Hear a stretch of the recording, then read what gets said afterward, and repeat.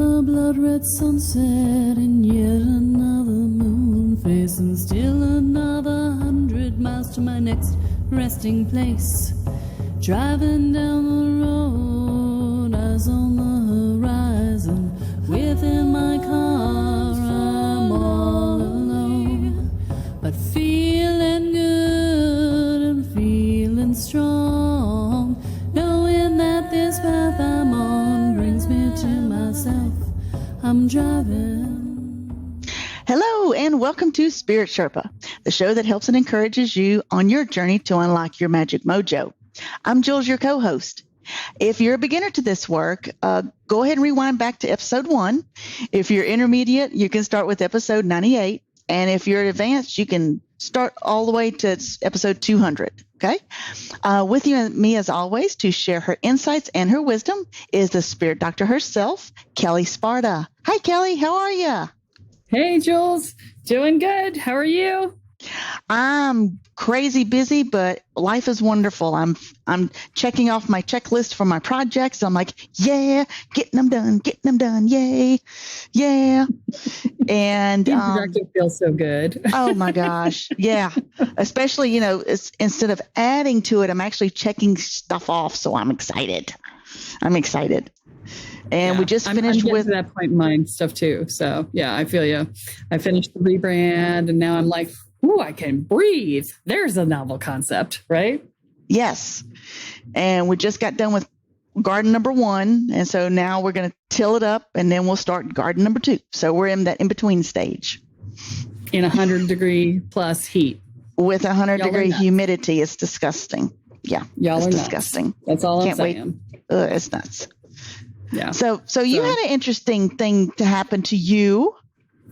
Yeah. So I got an energy scan yesterday from one of my students in the Welcome to the Woo Coach Certification Program.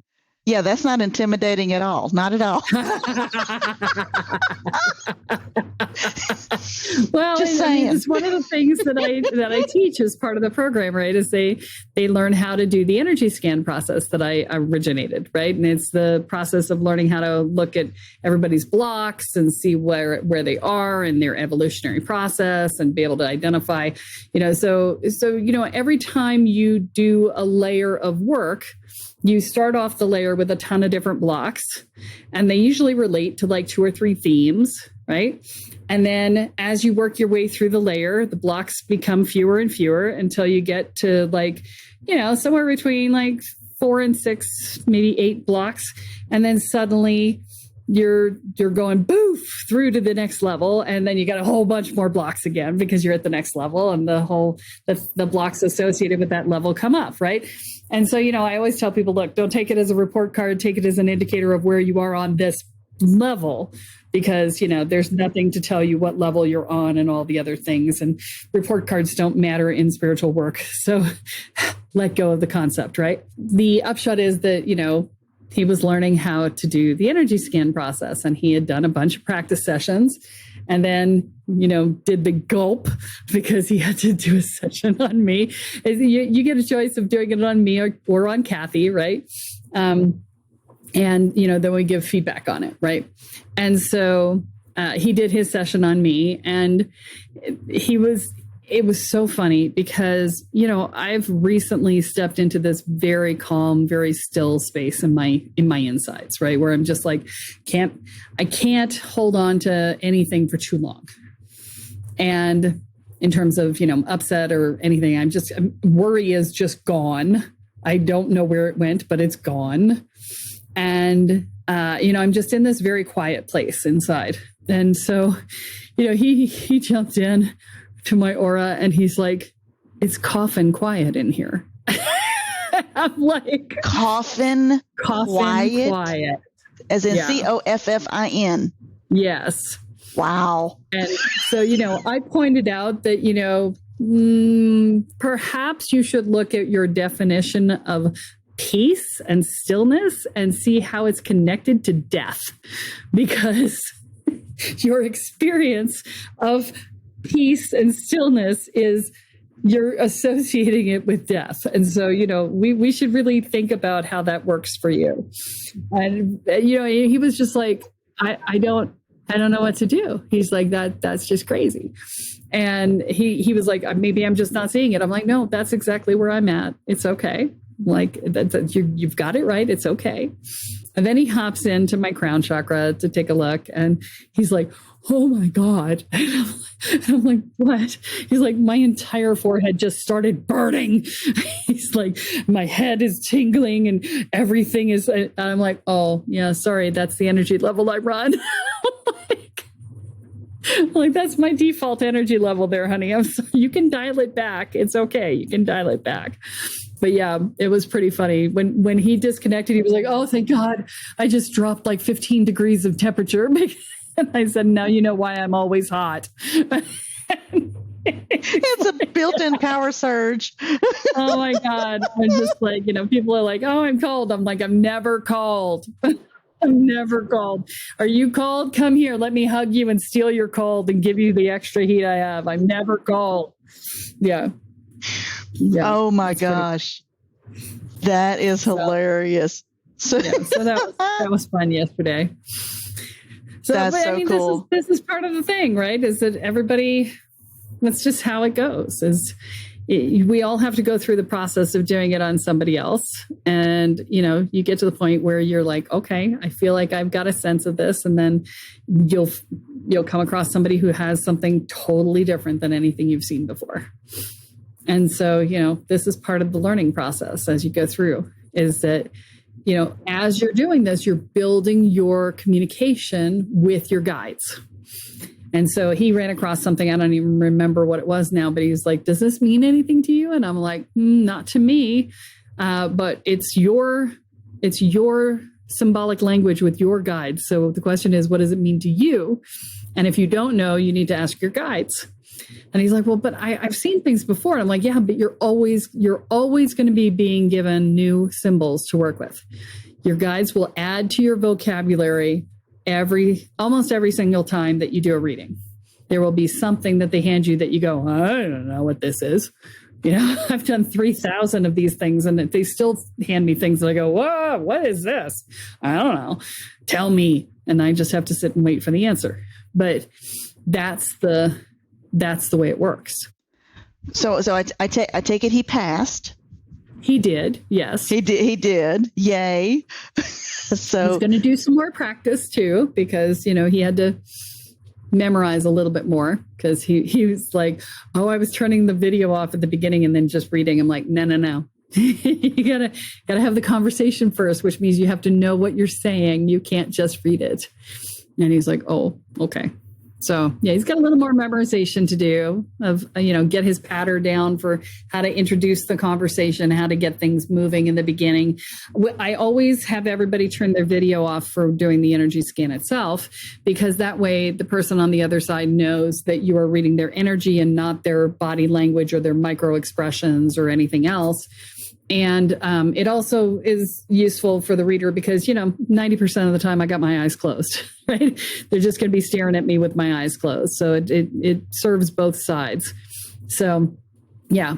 So, but you got to have the conversation first, not read it the whole time. So, yeah. But yeah, it's a process. Learning how to do any new thing is always going to be a process, right? So, you evolve it, you get better and better. I evolved it to get it to where it is now. Each time I ran across something, I'm like, oh, I need to say this. And I need to say this on a regular basis because everybody asks me the same question. Okay, I'll add that to the pattern at the beginning so that people know what they're dealing with and it's not a surprise, right? So, yeah. So, and we all learn. He'll get there. The reading was awesome. It was just the structure around it that was a little shaky. So, all good. Okay. That's pretty cool. And so he's on the end of the Welcome to the Woo, or where is he in the course? So he was in the alpha test. We're now into the beta test. So he's gotten the energy scan a little later in the process than I'm actually going to move the energy scan to really the very beginning of the process, because it's a way to get paid while you're doing your prospecting for work for people in the program. So I'm actually going to be rearranging a little bit. We've just launched it. So I've got 2 months, because the first 2 months are people going through the program as students. And so I've got 2 months to solidify everything as I work with the 2 people who are my alpha and beta testers in the program. So that's why I tell people, if you don't have to be a shaman, don't.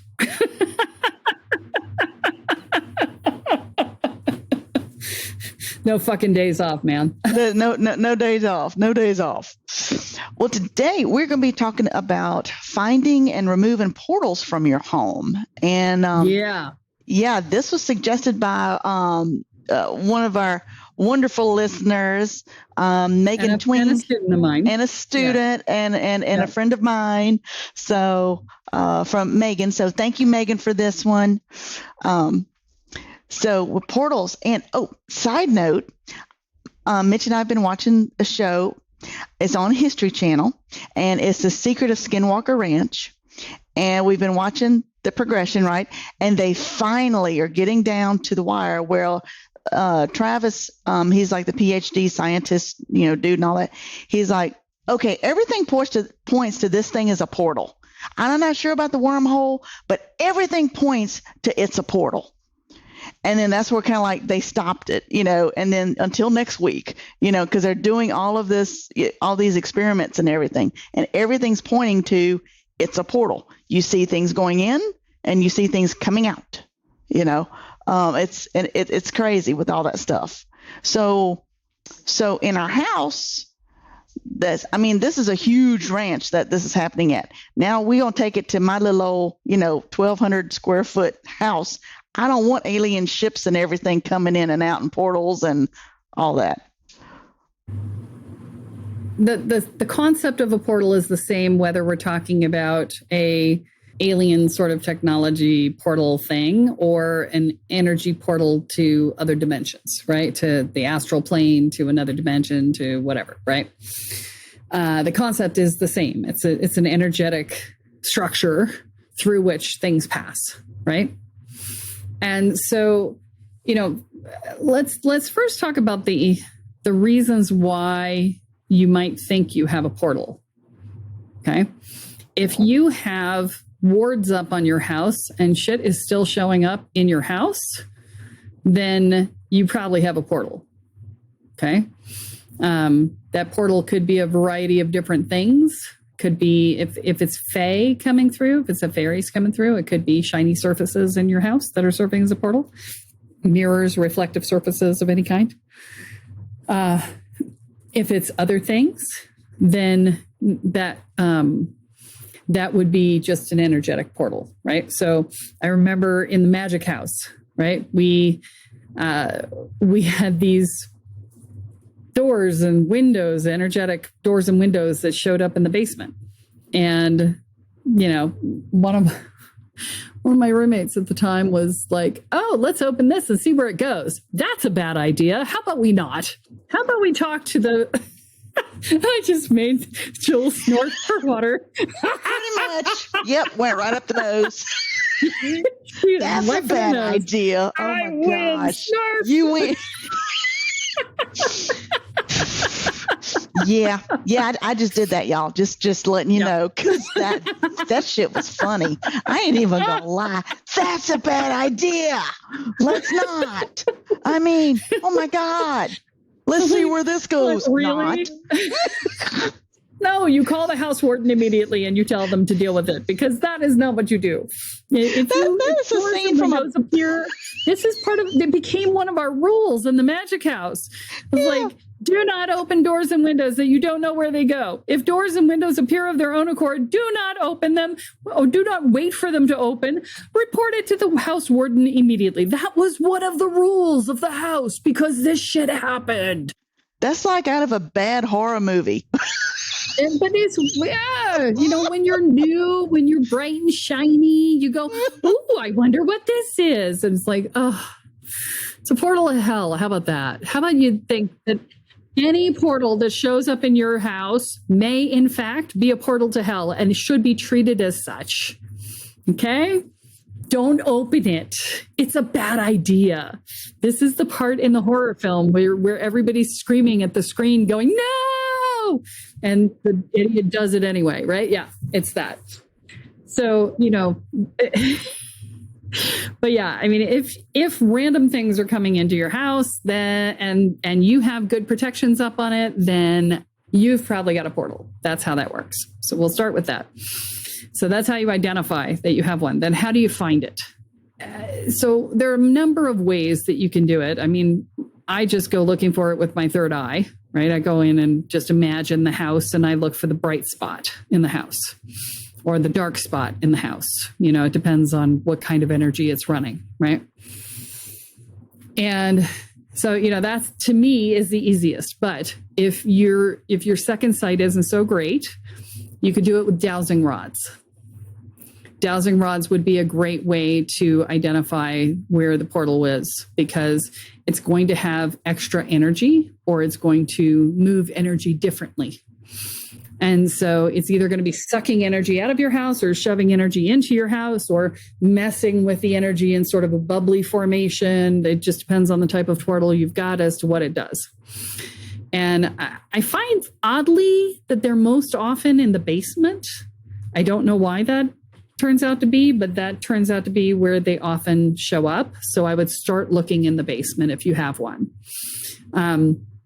But if you've got an area of higher activity, I actually found a portal in somebody's closet here in Panama. It was in her bedroom closet. And she was like, I don't feel comfortable in my bedroom. And I'm like, well, that would be because you have a portal in your closet. She's like, what? I'm like, yeah, portal in your closet. Probably not the best place to sleep. No. Okay. So in that instance, how did you know it was there? You felt it? You saw it? It was so strong. The energy there was so strong. It was just like hitting you in the face. Yeah. Okay. Yeah. I walked in the room and I was like, what is in that closet? Ick. And I opened the closet and I looked, I'm like, oh, yeah, that's a terrible portal. Let's close that. Yeah. Okay. So whenever you see them with your third eye, you're saying when they'll either be dark or shiny. So like dark, like a shadow kind of looking thing, like where you can't see anything through it. This was, those senses of foreboding that you get where you're just like, whoa, I just feel like, oh, there's a key, icky, right? That's what it felt like. And so, when I looked at it, it was, the impression wasn't a visual. It was the icky factor went up when I opened the door, right? It just like pegged the meter when I opened the door. And I was like, oh, hell no. I'm just like, right. But yeah, so, that's the sort of thing with that particular portal, right? There are other portals that feel kind of neutral except for the energy flow. So it depends on what the portal goes to, right? Hers was to a demon realm of some kind or very unhappy ghosts or something. There was nothing good behind that door. That's all I'm saying. And I didn't bother to figure out where it went. I just closed it, right? This is the thing. Curiosity can get you hurt if you are not careful. Curiosity is the thing that allows you to expand your abilities, but it also can be the thing that gets your ass kicked. Because, if I had gotten curious about that, I might have drawn the attention of the things that were in it, and then I would have had to fight them off. Instead, I went, that's nothing good. I don't want anything to do with it. Let's just shut this door, right? I don't need to be curious about it. I don't need to wonder where it came from. I don't need to wonder what came out of it or what goes into it. I need to just close the damn thing, right? I can question what happened to it later, but I need to deal with it in the moment because it is a clear and present danger, right? Yeah, I was going to say a threat. Yeah. Yeah. And now there are other types of portals where, they're a little more neutral, but oftentimes not so neutral things can come out of them. So for instance, I was on the land in a retreat center in, I want to say upstate Pennsylvania. This was like 10 years ago. So I'm trying to remember. We never went back, but there was this labyrinth on the land, and I could feel something watching me. And I was like, it's not good. It's not good. And I'm in the labyrinth and I can feel this thing hanging out in the edges. And so I called a friend of mine who's a shaman and I said, I have something watching me on the land and I'm on the land. So anytime you are on the land or in the space where the thing is, you're at more risk than if you're trying to clear something from a distance. And so, I was on the land. And so that meant that it could shear off a branch on top of my head and land it on me or whatever. I mean, things could happen, right? I could find a wild animal and drive it in my direction. I mean, there's always challenges if you're on the land. And I'm like, I'm on the land. This is not good. And so I called him and I'm like, I can't see the portal from here, but this thing is definitely from somewhere else. I could feel that. And it had nothing good to do, right? And it felt like a transdimensional shaman. And it was not in the mood to do good things for me, right? So I called my friend and he said, yeah, it's not actually on the landowner's land that you're on. He said, it's from another land over. He said, I will close it for you, but then, we're going to have to do something about the thing that's stuck here. He's like, we need to get that thing back into the portal first before we close it because we don't want it stuck on the land because it's not doing good stuff. And so he and I together put the energy out to shove this thing back into its portal. He told me where it was because he was at home on Google Maps looking at the map and going, oh yeah, there's the portal, right? And he's like looking at me on the land. He's got my little point on the map and he's like, okay, you're here, it's there, look northwest and, over here. And that's where we're going to send this thing. And so together we did that because, it's like call for help, right? Get your quarterback, somebody who has a better view than you to tell you what's going on rather than trying to do it all yourself. Right. And so we shoved it back in, he shut it down and I was like, okay, time to leave the land now. Like, I don't know what else is on it, but we're not running retreats here because I was there researching retreats. So I have a portal not that I don't, but say I have a portal in the house and I'm like, oh shit, I got to close it. How do we do that? And how do I know if little thingies are outside and I got to shove them back in? You'll know if things are messing with you, right? I mean, when we did that thing across from the Fort Griswold Memorial, where it was a site of a Revolutionary War massacre, and things went sideways and a rift opened and dark elves came spewing out and we ran from my house for protection and they swarmed the house. And so, when a portal opens, right? And so, yeah, that one was a fun one to get them back in. I've been holding on to this story for 5 years in the hopes that I would eventually get my friends to come together and tell this story together, but it hasn't happened yet. But yeah, because there were 6 of us involved in it. So this was a very long time. This was like 20 years ago. So we did fix it, but yeah, it was yeah. So the portal itself it's really not, well, it depends. I was going to say it's really not hard, but it depends. If there are things that are outside of the portal that will be trapped in this space, if you close it, then you really do want to get them shoved back through the portal so that they go home, right? Because you don't want them trapped here because who knows what kind of damage they'll do, right?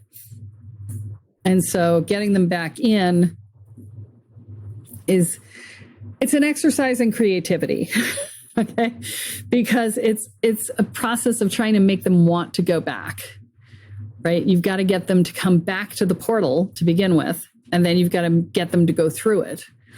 And my guides have hit me with this like 3 times now, so I absolutely have to say this because somebody out there is thinking, well, what if I went through the portal? Don't go through the portal. Let me just say that. I'll say it again. Don't go through the portal. There's a very real chance There's a very real chance that your body will stay. Do the math on that. There's a very real chance that your spirit will go and your body will stay. And I'm not guaranteeing that the body will still be living. Don't go through the portal. Okay. I'm just going to say it for the third time in case somebody wasn't listening the first 2 times. Okay. So now I can move on to how do we close the portal? But yeah, the guides are just like, tell them. I'm like, fine. Okay. So, all right. So closing the portal. So no. Drawing everything back and getting it to want to go back through, right? Or at least to be within range of it so that you can shove it back through forcibly, right? Yeah. So you have to have a sense of what it is that has left the portal and what it is that the thing wants, right? So, it's a creative exercise. And how do I draw it back? It often involves using a person or a thing as bait because, that's what they generally want. This is why this is in the advanced section of this podcast 5 years in, because I was not going to talk about this earlier because it's not a safe thing to do. If you've ever watched Supernatural and watched the guys be bait, it's like that, right? It's like that. So it is like that. So, now, in the case of a single entity like the transdimensional shaman, we didn't have to encourage him to come back. We just wrapped him up in energy and shoved him back through the portal. It was a 2 against 1, and we were both pretty badass, and we were like, okay, here we go, bang. And so, did he put up a good fight? Yeah, but he went back through, and we shoved him through and shut it down, and I got off the land, and that was no longer my problem. So, but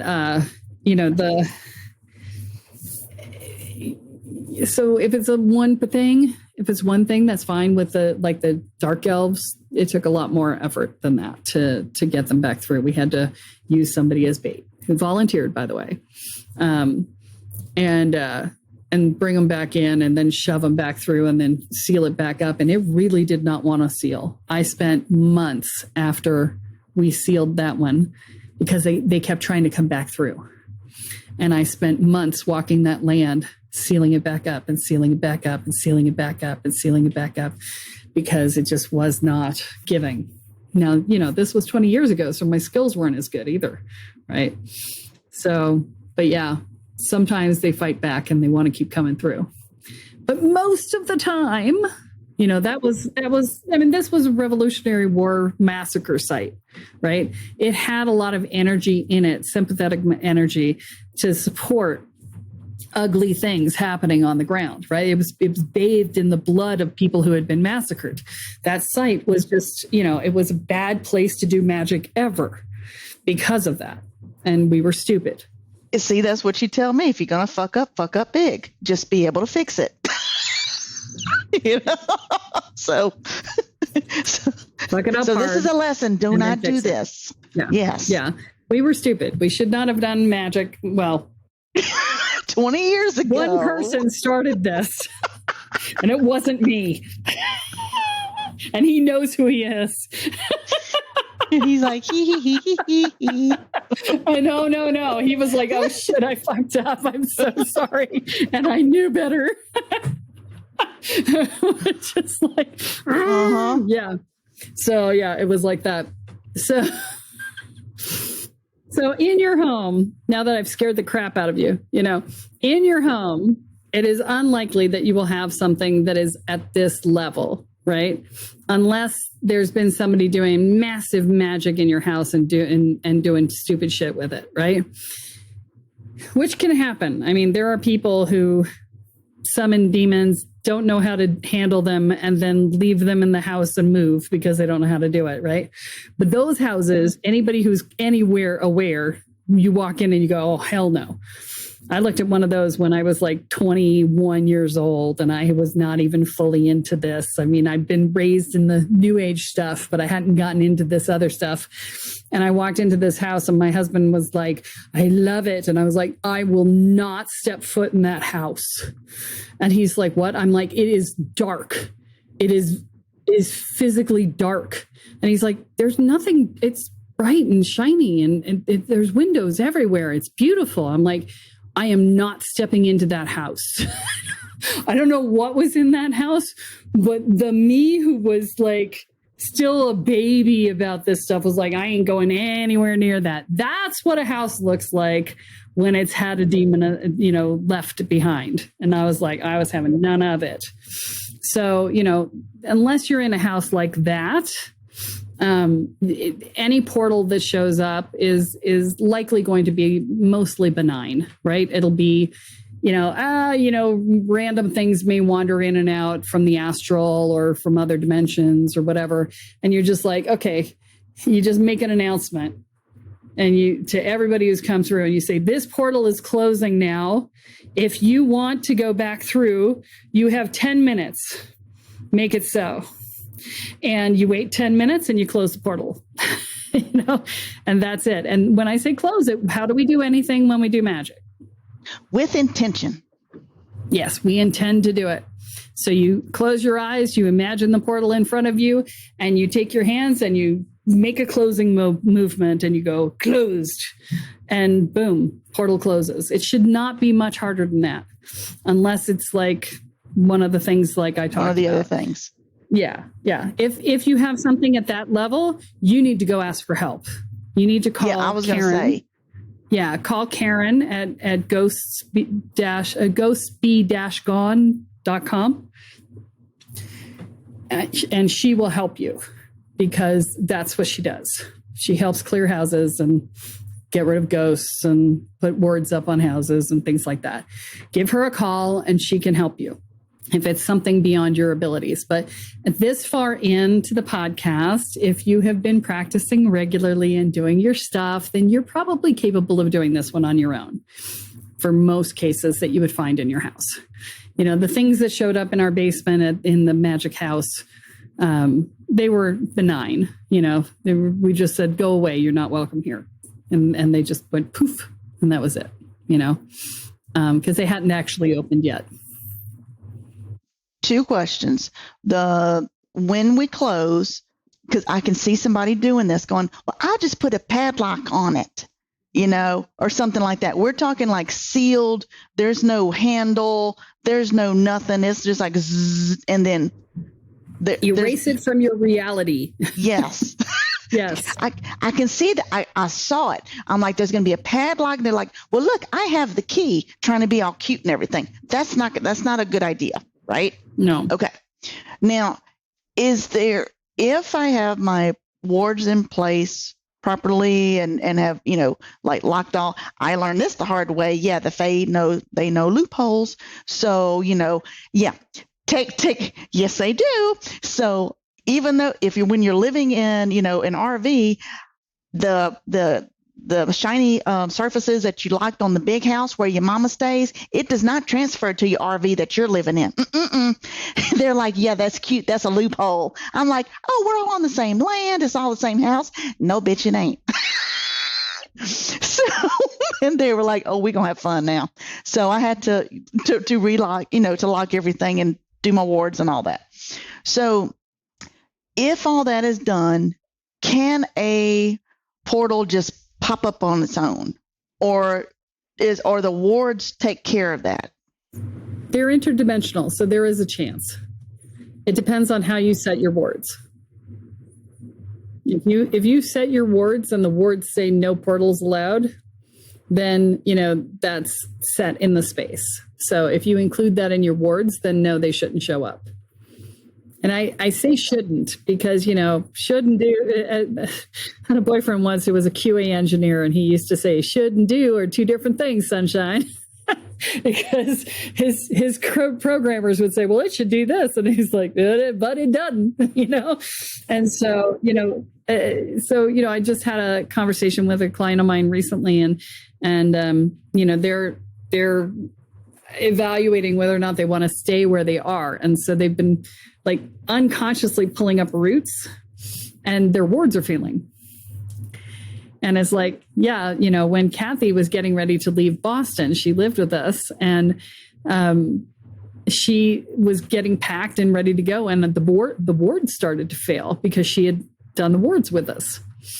And I was like, okay, time to take you out of the wards because you are leaving the house and therefore the wards are falling. And she's like, oh, yeah. Okay. And so we took them down and then put them back up again with just me and Jeff. And so, that has to happen, and sometimes you just have to modify your wards. I mean, 3 days ago, we redid the wards entirely on this property. And we did that because at the time that we moved in, I was still getting over COVID. And so I was not in a position to do big magical working. And so instead, I just took the energy from the astral from the house that I had lived in before and just plopped it onto this house, right? And just like, bang. I'm like, that's what I got. That's the energy I have. Right. And then promptly forgot about it. Right. Because, moved on with my life and whatever. And I sat there a few days ago and I was like, we just changed cable services. And so the guys were in the house and they didn't have good energy, the guys who were doing the work. And so Jeff's like, I'm going to smudge. And I'm like, you know what? I'm going to reward the house because they got the negative energy in here, and the house had all kinds of, the ward that I transferred from Richmond had all kinds of crap in it that I don't need here. I'd had all kinds of things to filter out the angst and upset around COVID, around the politics, around Black Lives Matter, around all the stuff that I was trying to keep the energy out, right? And none of that exists here. So I'm like, now I've got it built into my wards. And so there's an ickiness in the wards that doesn't need to be here, right? Because I don't need that energy filtering because it's not here. Why would I have that invoked in my energy field, right? So I wanted to release all of that and start over fresh, right? And so, bang, we put up the new wards. House feels so much better, right? But there's reasons why you want to reset your wards periodically, right? So, can things get through if you are, if you allow somebody into your house, or if you're having relationship problems with the person who you set the wards with, that could cause the wards to go a little wobble. If you're moving, that'll cause them to wobble. If there's damage to the house, that can cause physical damage to the house. That could cause wards to wobble, that sort of thing. Anything that undermines the structural integrity of the relationship that built the ward or the structure upon which it's based, the wards may wobble.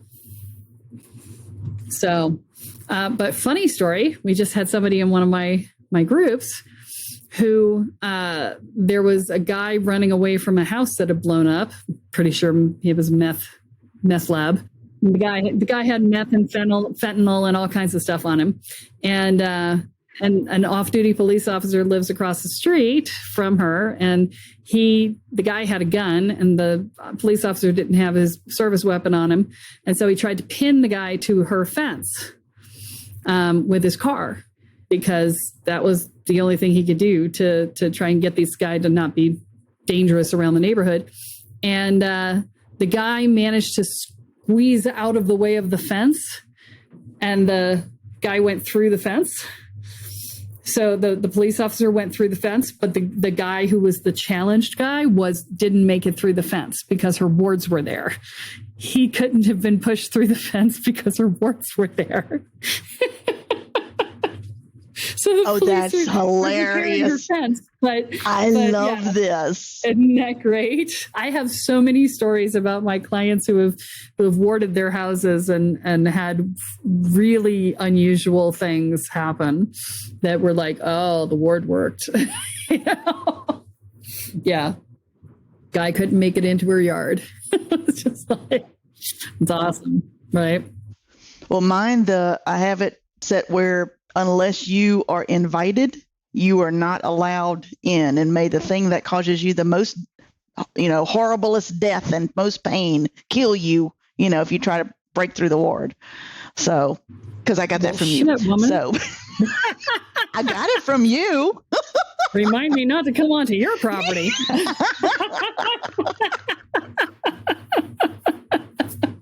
I don't have mine set for death, but Yeah, well, not humans, but but like Klingons. Boogies. Yeah, sure. Yeah. But Boogies. Mine's worded against humans too, so Yeah.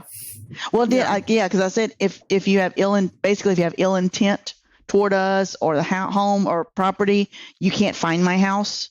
But anything that are delivering packages, that we ordered, you come right to it, So yeah, so it was in depth. Yeah, I just made my waiting room way too big, and then I had to redo that because you're like, yeah, Jill, it doesn't need to be that big. It needs to be like 2 centimeters by 2 centimeters. I'm like, I don't know how big these things are.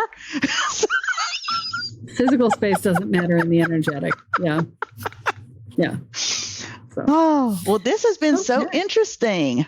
See? New and different things. Yes, I love it. So what is your Kellyism on portals today? Don't go through them. That's a very good one. That's a very good one. Don't wait for one more time. Close them. Close them. And not with a lock. Seal it. Remove it from your reality. Yes. That's it. I love it. Portals. All only right. To be closed, not to be curious. There you go. I like that one. All right. Well, y'all heard her, folks. Don't mess around with portals. All right. So that's all that we have time for this week, folks. Tune in next time when Kelly adds another chapter into your guide to energy, magic, and the spirit world. I'm Jules, here with Kelle Sparta, and you have been listening to Spirit Sherpa. So long, y'all. Bye. Still another 100 miles to my next resting place. Driving down the road, eyes on the horizon. Within my car, I'm all alone. But feeling good and feeling strong. Knowing that this path I'm on brings me to myself. I'm driving, wondering where my spirit will. I'm driving.